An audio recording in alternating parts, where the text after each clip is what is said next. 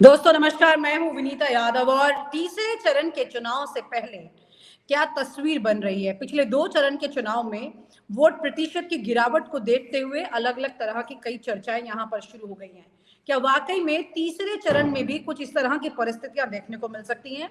94 सीटों पर चुनाव होने जा रहा है तीसरे चरण में। आइए बात करते हैं वाहिद जी से और समझते हैं कि तीसरे चरण से पहले कौन सी नई तस्वीर बदल सकती है, या फिर यूं कहें कि अभी तक का जो आंकलन 2 चरणों को देख करके बन रहा है और यहाँ पर बीजेपी को भी अच्छी खासी मशक्कत करनी पड़ रही है। क्या वाकई में तीसरे चरण में भी दिशाएं कुछ इस तरह की दिखाई दे रही हैं? अ, मुझे लगता है विनीता जी ये शायद तीसरे चरण में उतना ज़्यादा स्ट्रगल नहीं करना पड़ेगा।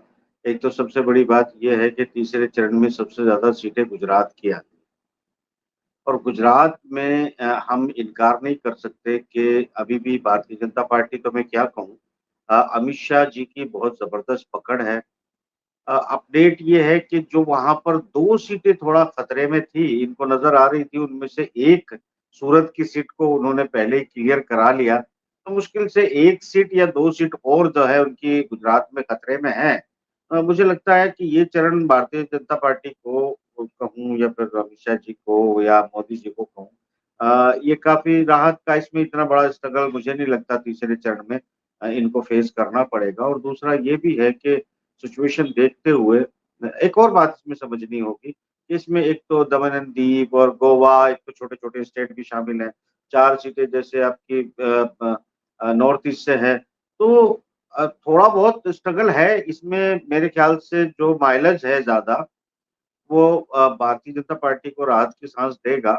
2 चरण में जो नुकसान हुआ है उसमें से कुछ राहत यहाँ मिलती हुई आपको नज़र आएगी। महाराष्ट्र और तमाम दूसरे इलाकों में तो फाइट है, मगर सबसे बड़ा जो चंक है वो 26 सीटों का गुजरात में, ये चंक काफ़ी राहत भरा है भारतीय जनता पार्टी के लिए। और हाँ, एक चीज़ और भी मैं कहना चाहूँगा यहाँ कि देखिए, हाँ, जिस तरह से जो एक इलाके थे, जिस तरीके से प्लान किया गया था, अब ये चुनाव आयोग ने ही किया था या किसने किया था मुझे नहीं पता। कहते तो यही है कि चुनाव आयोग ने किया था। ये जो चरण डिज़ाइन किए गए हैं ना, बड़े सोच समझ के चरण डिज़ाइन किए गए हैं कि कहाँ क्या खतरे हो सकते हैं, क्या नहीं हो सकते हैं, किस पर जो है प्री वर्क किया जा सकता है। यहाँ जिस तरीके से आरएसएस जो है वो बैकफुट पर दिखा था या संगठन बैकफुट पर दिखे थे, तो जो इनपुट मिल रहे हैं, आपको भी मिल रहे होंगे, हमें भी मिल रहे हैं कि काफ़ी रस्साकसी चल रही है। और शायद खुद आरएसएस भी अब ये इतना तो नहीं चाहेगा कि भारतीय जनता पार्टी का वजूद ही खत्म हो जाए, क्योंकि आरएसएस ने भी जो गेम खेलना था वो हो चुका है और उनका मकसद सिर्फ इतना ही था कि पूर्ण बहुमत की सरकार बीजेपी की ना बने, सरकार भले ही हम तोड़-फोड़ करके कहीं कुछ भी करके या एनडीए के साथ हम बना सकें, उस सिचुएशन में कि पीएम कैंडिडेट बदला जा सके, तो यकीनी तौर पर अब जो संघ के संगठन हैं या ये जो एक अलग और लोग स्टोरी, ये वाहिद जी एक जी, अलग अलग स्टोरी निकल के इसमें आ जाती है और इस पर कई सारे सवाल भी साथ साथ उठते हैं। लेकिन मैं एक बार आपको वापस से उस सिचुएशन में ले जा रही हूँ जहां पर हम सीट के आकलन की बात करें, नंबर ऑफ सीट्स की बात करें। 26 सीटें अगर गुजरात की हैं तो 10 सीटें उत्तर प्रदेश की हैं और उत्तर प्रदेश में भी क्योंकि अगर बात करें योगी आदित्यनाथ की तो यहाँ पर वो एक सिचुएशन, दूसरा दिल्ली में अमित शाह की नज़र उत्तर प्रदेश की सीटों पर इस तरह से कि ये 80 सीटों वाला राज्य है, कितनी ज़्यादा सीटें दे पाएगा। और जाहिर सी बात है यहाँ पर डेडिकेशन में भी एक डिफरेंस तो आएगा, क्योंकि दिल्ली जितना चाहेगी पता नहीं लखनऊ कितना चाहता है उतने नंबर्स को। लेकिन हाँ, ये इक्वेशन क्या कह रही है कुल मिलाकर? का सवाल अगर मैं उत्तर प्रदेश की 10 सीटों पर जवाब मैं द उत्तर प्रदेश की 10 सीटों पर अगर आपको एक मुकम्मल जवाब देने की कोशिश करूँ तो सूरत-ए-हाल ये है कि जो हमें खबरें मिल रही हैं कि योगी जी को किनारे कर दिया गया है और योगी जी ने मैंने पहले चरण में भी ये बात कही थी कि उत्तर प्रदेश में शासन और प्रशासन की कार्यशैली देखी है, जो बिल्कुल फ्री एंड फेयर जो है इलेक्शन हुए हैं। ऐसे में मुझे डाउट तो पहले ही हो रहा था कि क्या ये बात जो है बिग बॉस लोगों को पसंद आएगी? तो शायद उसके असर भी दिखे हैं और उत्तर प्रदेश में कानपुर में जिस तरह से मीटिंग ली है, खबर तो ये भी है कि अमित शाह जी ने डायरेक्ट कमान अपने हाथ में ले ली है। योगी जी शायद जो है वो उस मीटिंग में बुलाए भी नहीं गए हैं और डायरेक्ट हैंडल की जा रही है, मगर अब वो देर हो चुकी है विनीता जी। कोई फायदा नहीं है, क्योंकि उत्तर प्रदेश की जो सिचुएशन है, चाहे वो भारतीय जनता पार्टी के संगठन के कार्यकर्ता हो या आरएसएस के कार्यकर्ता हो या फिर वो खुद योगी जी के अपने संगठन के कार्यकर्ता हो, और योगी उत्तर प्रदेश का आम भाई जी, इंसान यहाँ भी पर एक जो है, इम्पोर्टेंट पॉइंट जो प्रशासन का भी है, 2022 के विधानसभा चुनाव में प्रशासन का भी एक अच्छा खासा एक्टिव रोल नजर आया था, किस तरह से बिल्कुल काम किरदार हुआ। था, बिल्कुल हाँ, किरदार था। आज की तारीख में भी बिल्कुल। वही भी एक इम्पोर्टेंट रोल है, और योगी आदित्यनाथ के साथ में उनके संबंध और दिल्ली के साथ में कंट्रोल, ये दोनों चीजों पर भी डिफरेंस है। इस बात पर भी एक चर्चा बहुत अहम हो जाता है ये सवाल। मैं ये समझता हूँ विनीता जी कि बिल्कुल पहले पहले जो 19 के चुनाव थे या फिर 23 के चुनाव थे, यहाँ सिचुएशन बिल्कुल अलग थी।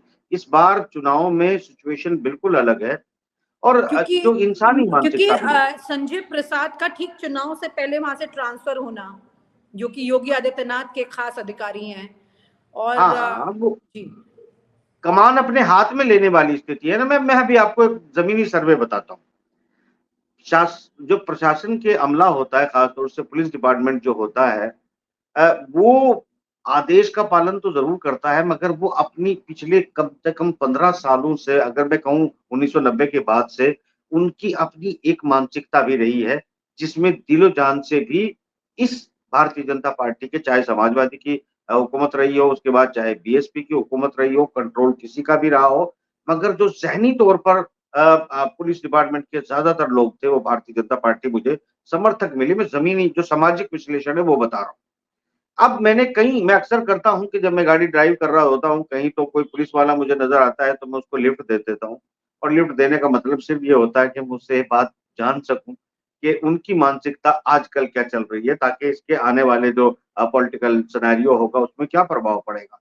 तो मैंने कई जो है पश्चिमी उत्तर प्रदेश में ये कोशिश की कि मैं उन्हें उन्हें फोड़ूँ, तो उनमें से जो मुझे निकल के आया, वो ये था कि कई लोगों ने मुझे कहा कि पुलिस का अमला बिल्कुल सरकार से काफ़ी नाराज़ है, बहुत सारी चीज़ों को लेकर नाराज़ है।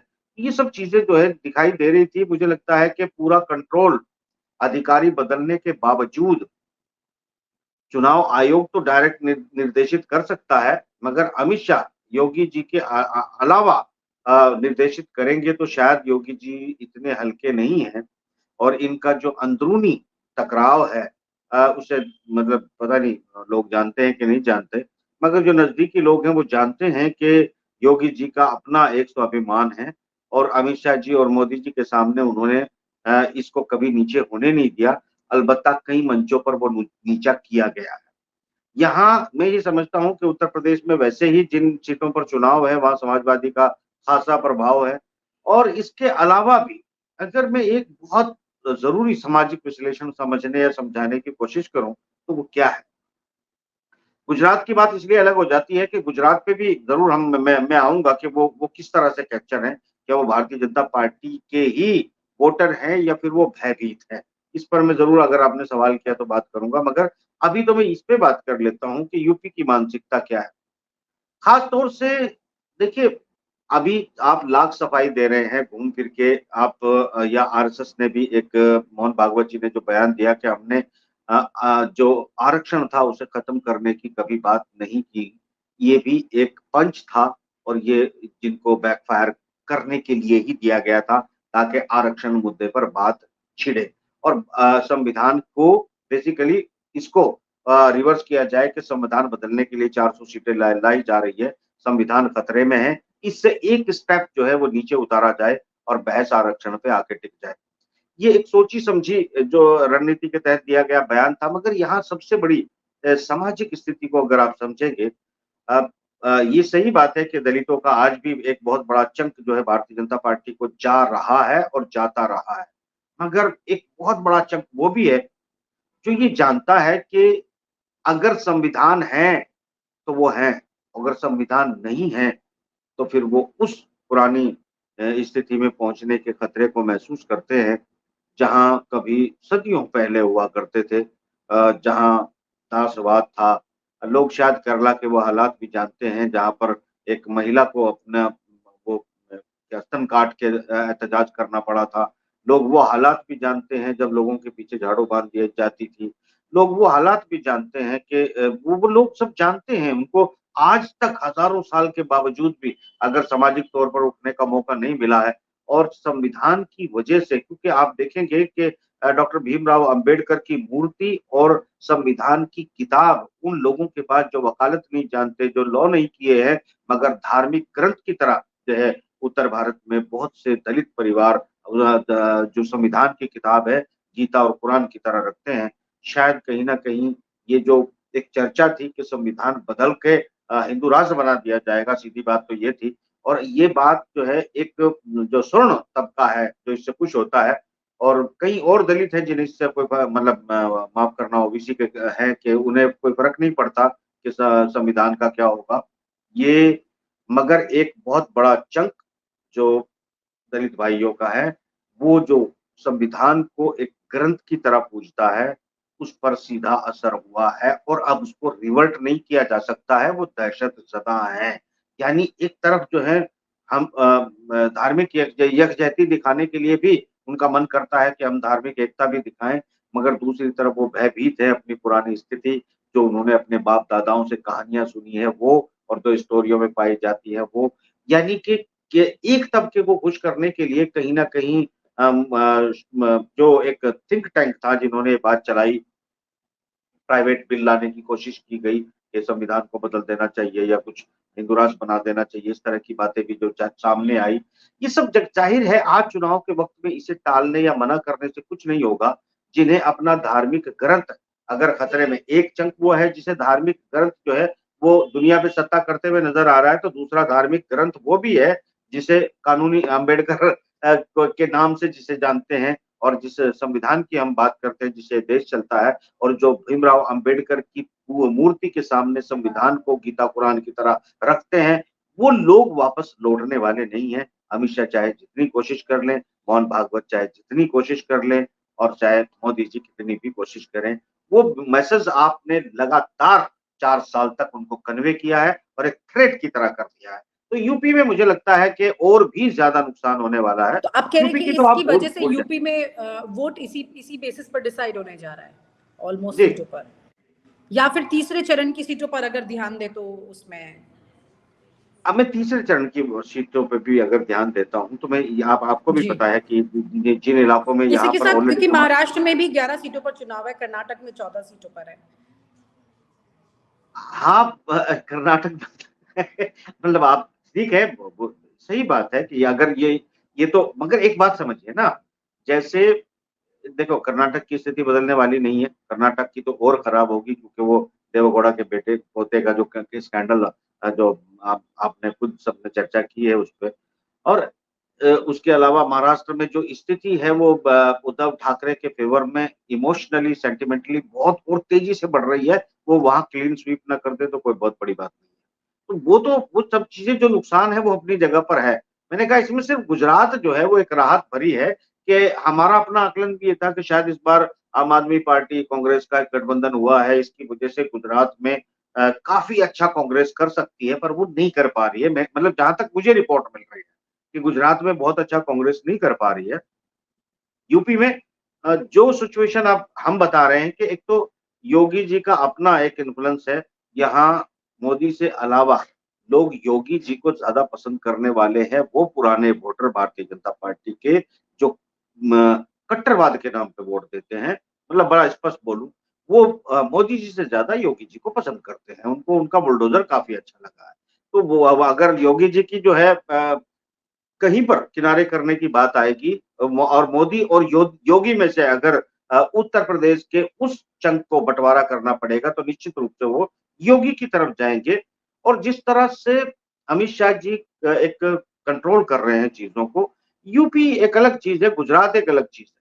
गुजरात में क्या हुआ था, मैं आपको अगर कहें तो बता देता हूँ कि यूपी और गुजरात का क्या फ़र्क आया। महाराष्ट्र का तो सीधी बात है, शिवसेना की बेइज्जती हुई है, उनको हर्ट किया गया है, तो शिवसेना की उनका इमोशनल अटैचमेंट है, वो जवाब देंगे महाराष्ट्र के लोग। यहाँ नॉर्थ ईस्ट का एक अलग मामला है, मगर यूपी की खास तौर से मुझे लगता है कि बात करनी चाहिए क्योंकि ये 10 सीटें बहुत अहम हैं और इन 10 सीटों में सामाजिक विश्लेषण क्या कहता है? गुजरात की बात ये थी कि ये यहाँ पर जो लोग हैं वो इतने डरपोक नहीं हैं उत्तर प्रदेश के कि हिंदू मुस्लिम से डर जाएगा, मुस्लिम हिंदू से डर जाएगा और कारोबार से डर जाएगा। एक माहौल बना था जहां पर दोनों आमने सामने जरूर थे, मगर यहाँ एक दूसरे से भयभीत नहीं होते। मगर गुजरात में क्या है वो जी, समझ लीजिए। गुजरात में कोई मोदी जी का समर्थन है या अमित शाह जी का समर्थन है, ऐसा नहीं है। एक कड़वी बात सुनिए, मैंने वहां जमीन को समझने की कोशिश की है। उनके अंदर एक डर बिठाया गया है, एक भय बिठाया गया है। अगर कांग्रेस आ गई तो पिछले सालों में जितना तुमने एन्जॉय किया है और 2002 के जो बदले हैं, कांग्रेस आते ही मुसलमान तुमसे लेना शुरू हो जाएँगे, कांग्रेस तुमसे लेना शुरू हो जाएगी। तो वो लोग दहशत में इनको वोट दिए चले जा रहे हैं, वो चाहते हैं कांग्रेस को लाएँ, वो चाहते हैं सत्ता को पलट दें, वो चाहते हैं कि हर गाँव से भय का माहौल खत्म कर दें। मैं वहाँ ज़मीन पर जब रिपोर्टिंग करने गया और मैंने देखा पिछले इलेक्शन में कि वहाँ की सिचुएशन ज़मीनी क्या है, तो जब मैं लोगों को इकट्ठे करता था मिगता जी भीड़ में, वो लोग मुझे बताते थे कि अभी हम जो अमित शाह का आदमी है वो आ जाएगा। हर गाँव में 1 या 2 उनका एक आदमी होता है, वो कहता है अभी ये पुलिस डिपार्टमेंट को फ़ोन करेगा, हमको थ्रेट करेंगे, हमको बिल्कुल एक डरे सहमे लोग हैं, वो डर के वोट दे रहे हैं, अब भी देंगे तब तक जब तक इनको लगेगा कि सत्ता इनके हाथ में है, मशीन इनके हाथ में है, तब तक गुजरात के लोग डर-डर कर इनको वोट देते रहेंगे और डर इस बात का है कि कांग्रेस और मुसलमान मिलके जबकि ऐसा कुछ होने वाला नहीं है, ऐसा कहीं कुछ होता भी नहीं है। मगर इन्होंने जो ट्रीटमेंट उनका किया है, हर गाँव में अपना एक बंदा छोड़ा हुआ है और वो उनको डराता है, धमकाता है, तो वो चुपचाप जी। चाह के, ना चाहते हुए वोट जो है इन्हें देकर जिता देते हैं। यही सिचुएशन इस बार की।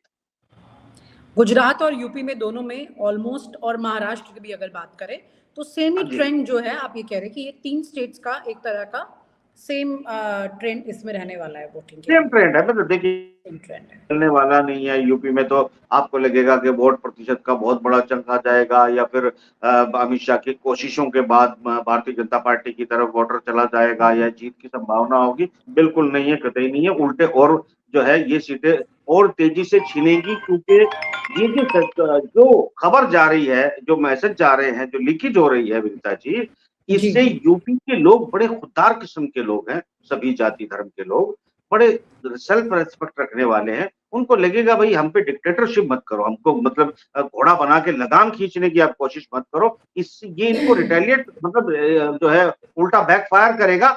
मुझे लगता है कि इनकी इन 10 सीटों पे और स्थिति खराब होने वाली है। ये अलग चीज़ है। ये डरते नहीं है उस तरह जिस तरह डरा के 20 साल से जो है गुजरात पे हुकूमत की जा रही है। हाँ, क्योंकि इन महाराष्ट्र के 10 लोगों सीटों में को से तो मुझे लगता है कि इनफैक्ट समाजवादी पार्टी के परिवार के 3 लोग का चुनाव जो है, पहली वो बात तो ये सात। उनके परिवार का ही चुनाव है, ज़्यादातर तो उन्हीं की सीट है। मगर उनकी सीटों में से भी पहले याद करिएगा कि इन्होंने सीटें छीन ली थी। ये तो इस बार तो मामला ही अलग है ना। देखिए, ठीक। यहाँ मायावती और अखिलेश यादव और कांग्रेस ने जो टिकटों का बँटवारा किया है, वो बड़ा टैक्टिकली किया है, क्योंकि मायावती को भी उसकी अपनी वामसेफ और उनकी अपने लोगों से भारी दबाव है कि इस बार चुनाव जीतना महत्वपूर्ण नहीं है, संविधान बचाना महत्वपूर्ण है। अगर तुम्हारी गलतियों की वजह से संविधान जिस तरह से 400 सीट या उससे ज़्यादा सीटें के साथ बंपर बहुमत के साथ बीजेपी आई, तो यकीनी तौर पर जो है वो संविधान को उठा के किनारे रख देगी और संविधान किनारे रख दिया गया, तो वो जो कोर दलित वोटर है, उसके लिए फिर वो पुरानी सदियों पुरानी प्रथाओं में क्योंकि आप भूल नहीं सकते ना विनीता जी, अभी भी अगर पुलिस की प्रोटेक्शन लेके किसी दलित भाई को घोड़ी चढ़ना पड़ता है, तो कौन-सी भारत में हम लोग जी रहे हैं? अगर संविधान ना हो तो पुलिस भी उसको प्रोटेक्शन काहे के लिए देगी?